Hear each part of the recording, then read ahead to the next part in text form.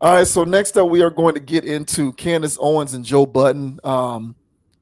So Joe Budden, obviously he has his podcast network, and he's doing his thing on the podcast circuit, and he was able to wrangle in Candace Owens, which was a big deal for his channel. And I'm not sure if the full episode has released yet. I'm not entirely sure. I think it has.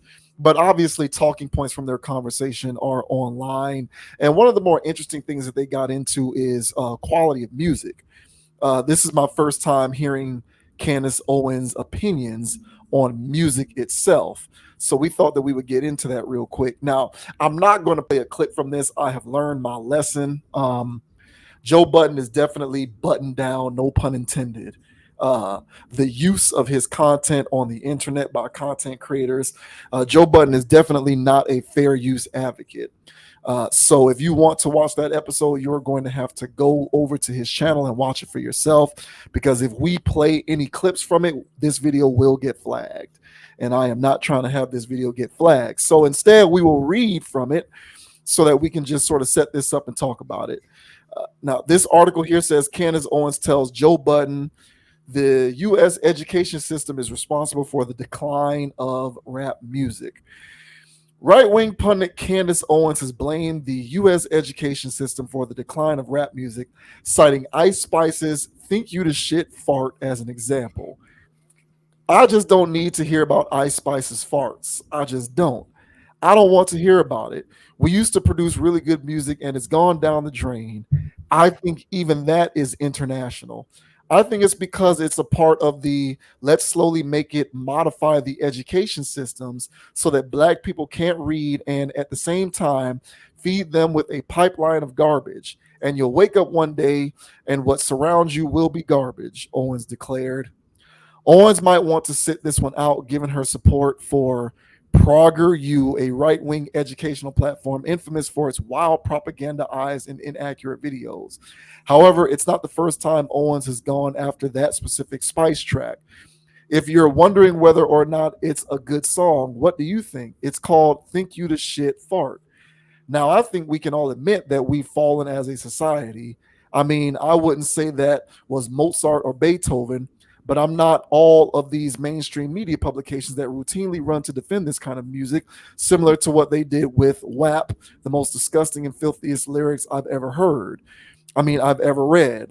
They will then sit down and write an article trying to convince you that what you just heard was magical, and they did this with this Ice Spice song. Owens ranted.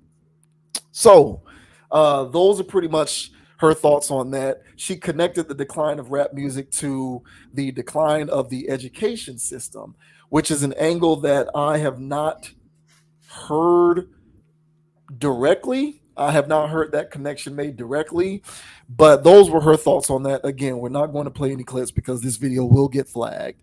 But what did you make of Candace Owens' thoughts there, based upon what we read there, those quotes, linking the education system to the decline of rap music and just overall uh, feeding the pipeline with garbage, and then you wake up thinking that you're just surrounded by garbage. Uh, I think that it's an ingredient. The education system is an ingredient to why hip hop has had the decline that it's had, but I do not believe it's the sole driver. I believe that it's a spice, with no pun intended, a spice within the pot, but it is not the entree. So so yeah, I agree to an extent that that the education system does play an aspect and play a role in the decline of hip hop. The angle that in which that it could take place is that you know due to uh, due to the lack of stimulation. This is just the educational aspect, and that's why there's so many components. But if we just deal with education, due to the lack of stimulation, due to the lack of culture when it comes to education. I can speak on places like overseas, China, India, some places in the Middle East where education is taken highly, is serious. I mean, just the way that we take hooping, they take the classroom. It's an embarrassment if kids don't know certain math equations or how to solve certain things. That's not the culture here. In actuality, it's the complete opposite. And the culture here at schools is, the goofy kids or the cool kids, and the smart kids are the nerds. With that, people trying to follow trends, be along with the Joneses, uh, they start to fall by the wayside, or they don't actually tap into that actual potential that they have to be a student. So if you're not moving forward, you're moving backwards. So with the culture, with the laughable curriculum that loses the interest of everybody involved, including the teacher, it is a recipe for disaster. The school system to me is just nothing but a glorified daycare center used to indoctrinate people with the latest social um, social direction or social constructs that they need to follow. So right now we got a lot of rainbow stuff going on in schools. We got a lot of other alternative ways things is going on in school. And so naturally you'll just see a population of people who reflect the things that are allowed and propagated through school.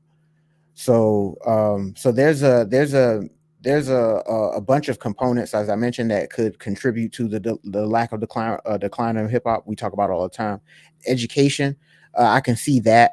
I can see the role that it plays. It's more or less setting the pick or throwing the inbound pass, but it's not the one hitting the shot.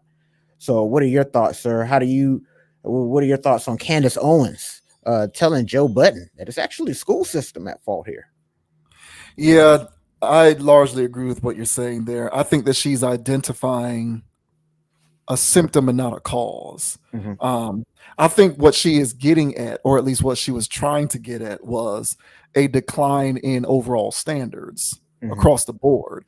And Hmm. education is one of the pillars in American society that has been victimized by an acceptance of a decline in overall standard, to the point where it has been utterly deprioritized in lieu of wanting to appease alternative lifestyles. That's what I think is going on in the school system, specifically the public school system, where emphasis on education and learning takes a back seat Hmm. to um, being able to impress upon small children with underdeveloped brains the idea that it is completely appropriate to consider lifestyle changes that are otherwise unnatural. Hmm. It just is what it is. But that's where we have gotten to when it comes to the school system. But overall, like, the school system did not create the epidemic of a lowering of standards in America. It's the inverse. Us over time embracing a lowering of standards in every aspect of American society filtered eventually into the school system. It's also filtered its way into the entertainment system, which is what we talk about all of the time. Declining quality in movie scripts, declining quality in movies and television shows. There's just across the board a decline of quality, which, in my opinion, is due to an accepted decline in standards. And the music is also a victim of this. So I think the music industry, or music in particular, is like a sibling of the US education system. And the US education system is not a parent of the music. They're more like siblings. And the parent, the actual parent, is the overall decline in standards across the board when it comes to every pillar or institution that we have embraced in this country in the modern day sense. But where I will agree with her is that decline in standards has been extraordinarily exacerbated by the journalism estate of the music industry, which has allowed this climate to persist. And I've spoken on that before in previous topics, so I'll just reiterate. In previous generations, there was a check and balance journalistically that was in place to safeguard quality of music. Hmm. I don't believe that check and balance exists anymore. And it's largely because of the internet. The internet has eradicated what I would call journalistic integrity, because the advent of the internet has created this environment in which you have to be the first to content, you have to be the first to report the stuff, you got to be the quickest to do everything. You got to be the first person to get this particular person on your show. You have to be the first to get this. You have to be able to get these particular artists or this particular person of influence on your platform as much as possible because you want to be able to hit the algorithm of the internet as much as possible. And in wake of adhering to this, we have sacrificed journalistic integrity in music to the point where when an artist puts out bad music, no one's going to call it bad. They're just going to say it was great in that artist's own way. Nothing is and we no longer call anything from an artistic or music standpoint good, bad. We're just basically indifferent or apathetic towards that entire process. So when you have that kind of a climate in place, you can have an influx of artists who do make bad music and will continue to do so because there's no journalism estate that's going to check them for making bad music. There's no journalism estate that is going to uphold the music for a particular level of artistic quality. So from that standpoint, I do think that she has a point because she brought up how over time these people who write on behalf of this music or who create this or who they write the articles or they do the podcast, they will convince you over and over again that the Ice Spices of the world are making good music. Mm-hmm. And the thing about it is, if you want to say that that's good music, where is the counterbalance to that argument? Where are the people who are detractors who are saying it's not so good? If everyone is saying something is good, then it can't just be good absolutely. But what we're dealing with is everyone is saying that it's good absolutely. And if everyone is saying it's good absolutely, you have no way to be able to differentiate what is truly good from what is actually bad. And I think that has compounded with the degradation in quality overall, which is, in my opinion, a symptom of us accepting lower standards when it comes to all of our pillaristic institutions. And I think education and entertainment are siblings in that way. So I think that she's right on that. But like you, I would not suggest that a decline in the education system caused this. I just think that they're siblings. It's like they're brother and sister. The music industry, education, they're brother and sister. The movie industry is another sibling for this. The literary aspect of this, books and things of that nature. These are all siblings of the parent of a decline in artistic quality as a result in, well, not a decline in artistic quality, but a decline in accepted standards across the board. That's what I think we're looking at here. We don't really give a shit about things being good or bad anymore. And if we do, we have lowered the bar for what good means, and which means that we have therefore even further lowered the bar for what bad means.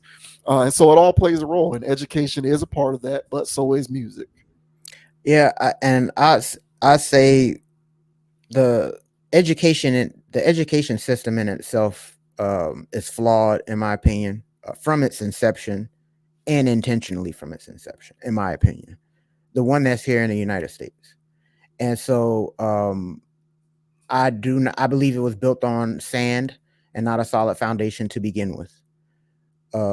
And I believe that its sole purpose was to make sure that people were not educated. Um, right now, what we're witnessing with the influx of migrants coming to the country and the government paying them for it, and there's homeless people in the streets, and everybody's outraged about that. But I think everybody can see the writing on a wall is that they need more slaves.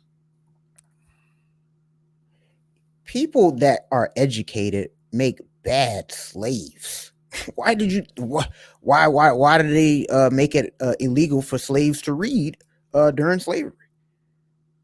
The thing is uh once the school system was constructed, its sole purpose was to make sure that people stayed functional in the workplace but not educated.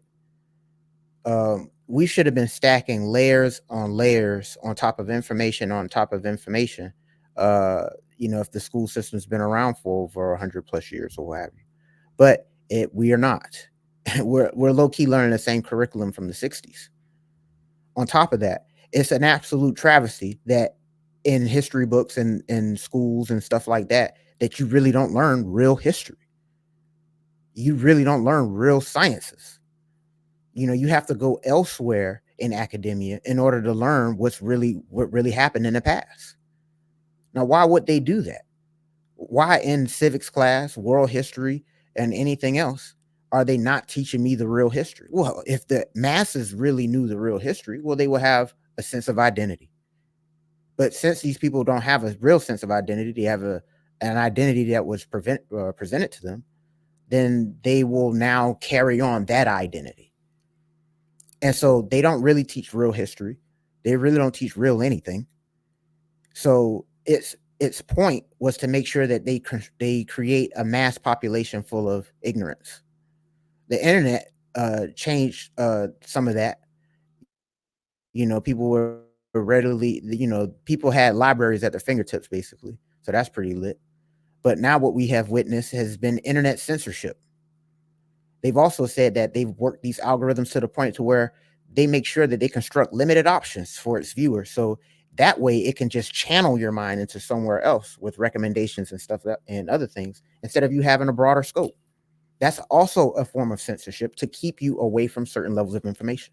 Why would they want this? Well, we need a population of slaves. So the school system, it plays its role. It plays its part in the slow degradation, in the ignorance of the American people. But again, as I said, this is just one component. This is just one area. This is just one tentacle. So valid point there, Miss Candace Owens. I'll second you on that, and I'll also raise you on there's 7 other tentacles on this octopus. Yeah, well, it's just I mean, the manifestations of all of these pillars is pretty much the same. I mean, yeah, I'm not trying to get too socio-political here, but I agree.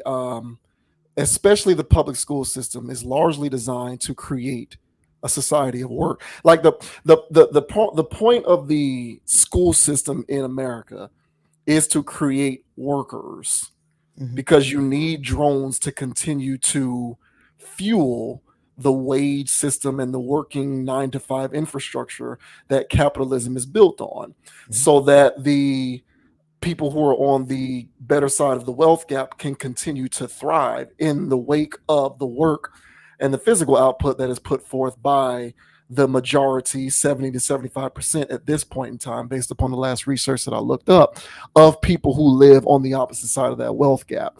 So the school system is designed to create drones, workers. That's what it's designed to do.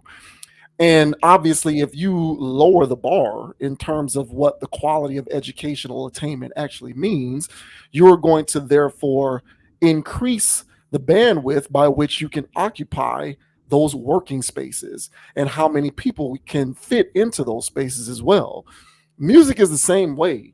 The reason why there's no more what I would call quality of music, journalistic integrity of music, there isn't as much of a plethora of people in the music space making quality music, is because the same thing has happened in the music industry, where the music that is being produced and the environment that was cultivated by capitalism and the corporatization of the music industry created an environment where standards are lower, so that you can consume low bar music to keep you in a drone like place, similar to what the school system does to people to kind of fuel the system with workers.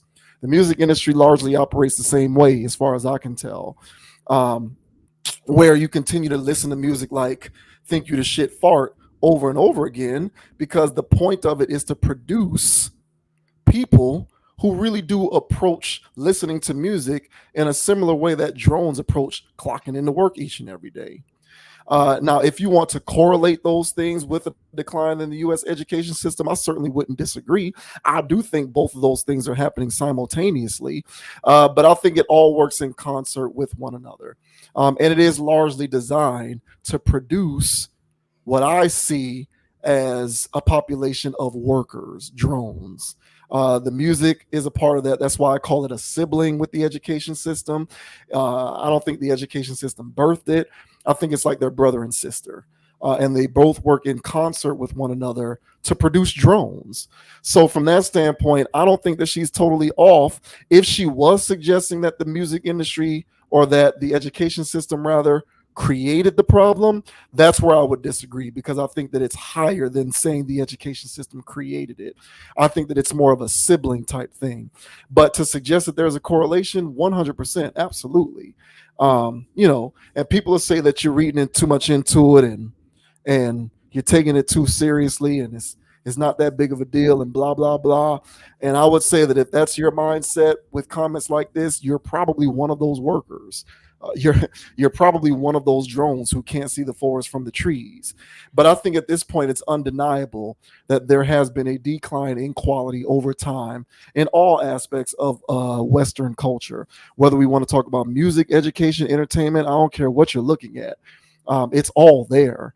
And what you want to attribute as the cause is your personal opinion.